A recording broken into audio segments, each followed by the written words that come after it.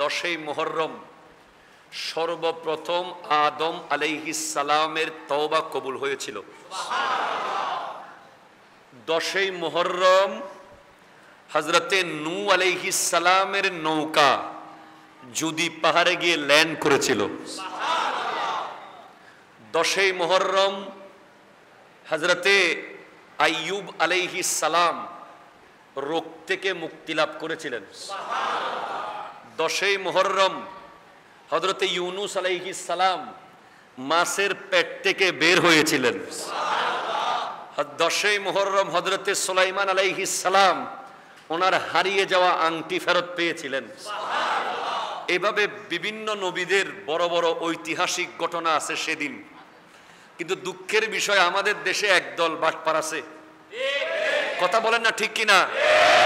ওরা বলে 10ই মুহররম তো হোসাইনের জন্য দামি হয় নাই, এটা তো আগে থেকেই দামি নবীদের এই কারণে।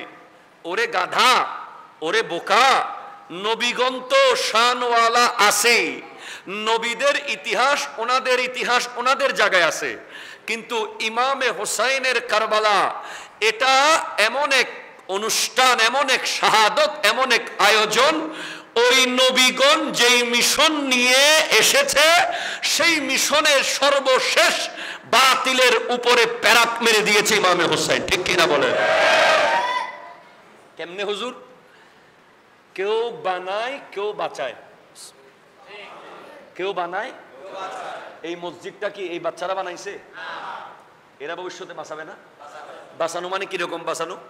মসজিদ কমিটির দায়িত্বে আসবে, সারাদিন অফিস করার পরে অবশ্যই মসজিদের খবর নেবে, মসজিদের ইমাম মুয়াজ্জিন খতিব সাহেব হুজুর কেমন আছেন খবরাখবর রাখবে, মসজিদ বড় করতে হলে দায়িত্ব নেবে, মসজিদে এসি লাগলে দায়িত্ব নেবে। এইভাবে যুগে যুগে প্রজন্মের পর প্রজন্ম একদল বানিয়ে কবরে চলে গেছে, আর একদল বাঁচাতে বাঁচাতে যাবে, ঠিক কিনা বলেন না? সেভাবে নবীগণ যুগে যুগে ইমানদার বানিয়েছেন। নবীগণের পরে আমার নবী আখিরি নবীর পরে সিদ্দিক আকবর রাদিয়াল্লাহু তাআলা আনহু ইমানদার বানিয়েছেন, ফারুক আজম বানিয়েছেন, ওসমানে যুন্নুরাইন বানিয়েছেন, মৌলা আলী বানিয়েছেন, হযরতে তালহা জুবাইর, হযরতে সাদ ইবনে আবি ওয়াক্কাস, হযরতে সাঈদ ইবনে যায়েদ, হযরতে আবু উবাইদা ইবনুল জাররাহ, সমস্ত সাহাবারা যে যেখানে পেরেছেন মুসলমান বানিয়েছেন। বাঁচাবে কে?